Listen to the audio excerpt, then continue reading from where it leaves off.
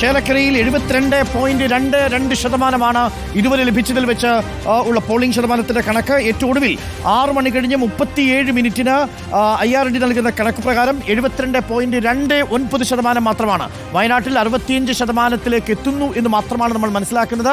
64.67%. എന്നാൽ ചേലക്കരയിൽ 73% എത്തുന്നില്ല. 72.29%. പല ബൂത്തുകളിലും ഇപ്പോൾ വോട്ടർമാരില്ല. വോട്ടെടുപ്പ് അവസാനിച്ചു കഴിഞ്ഞിരിക്കുന്നു. 6 മണിക്ക് മുമ്പ് തന്നെ പല ബൂത്തുകളും കാലിയാണ്. വയനാട്ടിൽ ഒരിടത്ത് പോലും 6 മണിക്ക് ശേഷം ക്യൂ നിന്ന് വോട്ടർമാർ വോട്ട് രേഖപ്പെടുത്താൻ എത്തിയില്ല. 6 മണിക്ക് മുമ്പ് തന്നെ പല ബൂത്തുകളും അടച്ചിരിക്കുന്നൊരവസ്ഥയുമുണ്ടായി. നമുക്ക് നോക്കാം ഓരോ ബൂത്തുകളിൽ നിന്നുള്ള ഏറ്റവും ഒടുവിലത്തെ വിവരങ്ങളുമായി പ്രതിനിധികളുണ്ട്. ചേലക്കരയിൽ നിന്നും അല്ലമീൻ, AK അഭിലാഷ്, ജെയ്സൺ ചാവവളപ്പിൽ, സായ്കുമാർ എന്നിവർ ചേരും. വയനാട്ടിൽ നിന്നും നമുക്കൊപ്പം അലി അക്ബർ ഷായും ദീപക് മോഹനും മുബഷിർ P അക്ബറുമുണ്ട്. ആദ്യം ചേലക്കരയിലേക്ക് പോകുന്നു. ചേലക്കരയിൽ ഇപ്പോൾ 1-2 ബൂത്തുകളിൽ മാത്രമാണ് നീണ്ട നിരയുള്ളത്. അതിൽ അല്ലമീൻ നിൽക്കുന്ന തളി ബൂത്തിൽ നിന്നുള്ള ദൃശ്യങ്ങളാണ് ഇനി പ്രേക്ഷകർ കാണാൻ പോകുന്നത്.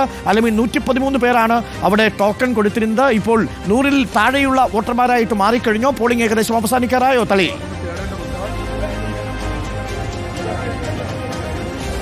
അരുൺകുമാർ, പോളിംഗ് അവസാനിക്കാറായിട്ടില്ല. ഈ ടോക്കൺ കൊടുത്ത 133 പേർക്കായിരുന്നു ടോക്കൺ കൊടുത്തത്. അതിൽ 69 സ്ത്രീകളുണ്ടായിരുന്നു. ഇപ്പോൾ സ്ത്രീകളെയാണ് ആദ്യം വോട്ട് ചെയ്യുന്നതിനായി കയറ്റിവിടുന്നത്. അതായത് ക്യൂ നിൽക്കുന്നതിൽ വന്ന സീനിയോറിറ്റി നോക്കാതെ സ്ത്രീകളെ ആദ്യം കയറ്റിവിടുകയാണ്. കാരണം മണിക്കൂറുകളായി സ്ത്രീകളുടെ കാത്തു നിൽക്കുന്നു എന്നുകൊണ്ട് അവരെ ആദ്യം ഒഴിവാക്കുന്നതിന് വേണ്ടിയും സ്ത്രീകളെ കയറ്റിവിടുകയാണ്. സ്ത്രീകളുടെ നിര ഏതാണ്ട് ഇപ്പോൾ കുറഞ്ഞു വരുന്നുണ്ട്. നേരത്തെ നീണ്ട നിര സ്ത്രീകളുടെ നിര പ്രകടമായിരുന്നു. ഇപ്പോൾ ഏതാണ്ട് പകുതിയായി ചുരുങ്ങിയിട്ടുണ്ട്. പക്ഷേ പുരുഷന്മാർ നിരവധി പേർ ഇപ്പോഴും നിൽക്കുന്നുണ്ട്. 64 പുരുഷന്മാർക്കാണ് ടോക്കൺ കൊടുത്തത്. ടോക്കൺ കൊടുക്കാതെ വീണ്ടും ചില ആൾക്കാരുടെ ഉണ്ടായിരുന്നു. പോലീസ് പറഞ്ഞത് പുരുഷന്മാർക്ക് എല്ലാവർക്കും ടോക്കൺ കൊടുക്കാനായില്ല എന്നുള്ളതാണ്. 64 പേർക്ക് ടോക്കൺ കൊടുത്തു. പിന്നെ ഏതാണ്ട് 10-20 ആളുകളുണ്ട്. അങ്ങനെയാണെങ്കിൽ പുരുഷന്മാർ തന്നെ ഒരു 10-70 പേർ ചുരുങ്ങിയത് എന്തായിരുന്നാലും ഇവിടെ ഉണ്ടാകും. പോലീസ് ഏകദേശ കണക്കാണ്. ടോക്കൺ ഇല്ലാത്തവരുടെ കണക്ക് ഒരു 20 പറഞ്ഞത്.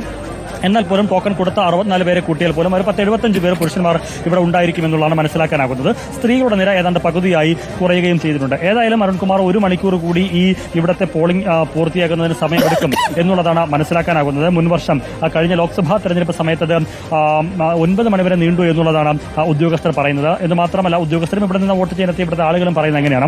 മറ്റു പല ആളുകളും ഏതാണ്ട് മണിക്കൂറുകളോളം ആദ്യം വന്ന് ക്യൂ നിന്നതിന് ശേഷം പിന്നീട് മടങ്ങിപ്പോയ ആളുകളുണ്ട്. പിന്നീട് ഈ 6 മണിയോട് അടുപ്പിച്ച് വീണ്ടും വന്ന് ക്യൂവിൽ നിന്ന് വോട്ട് ചെയ്യാൻ എത്തിയ ആളുകളുമുണ്ട്. ഏറ്റവും അവസാനം എത്തിയത് നമുക്കിപ്പോൾ ഈ ദൃശ്യങ്ങളിൽ കാണാം. ഏറ്റവും പിന്നിൽ നിൽക്കുന്ന അവരാണ് ആദ്യം, ഈ സ്ത്രീയാണ് ആദ്യം ഏറ്റവും അവസാനം എത്തിയത്. അവർക്കാണ് ആദ്യത്തെ ടോക്കൺ, അതായത് 1-ാം നമ്പർ ടോക്കൺ നൽകിയിരിക്കുന്നത് അവർക്കാണ്. അവരേതാണ്ട് 2 മണിക്കൂറോളം ആദ്യം ക്യൂവിൽ വന്നതിന് ശേഷം മടങ്ങുകയും പിന്നീട് വീണ്ടും ഇവിടേക്ക് എത്തുകയുമായിരുന്നു. Gate പൂട്ടിയിട്ടുണ്ട് police. ഈ 6 മണിക്ക് ശേഷം പിന്നെ വന്ന ആരെയും പിന്നീട് ആരും വന്നിട്ടില്ല. വന്നവരാരെയും പിന്നീട് അകത്തേക്ക് കയറ്റിയിട്ടുമില്ല. അതിനു മുൻപ് ഇവിടെ കാത്തുനിന്ന ആളുകളെ മുഴുവനും അകത്ത് കയറ്റി പൂട്ടുകയായിരുന്നു.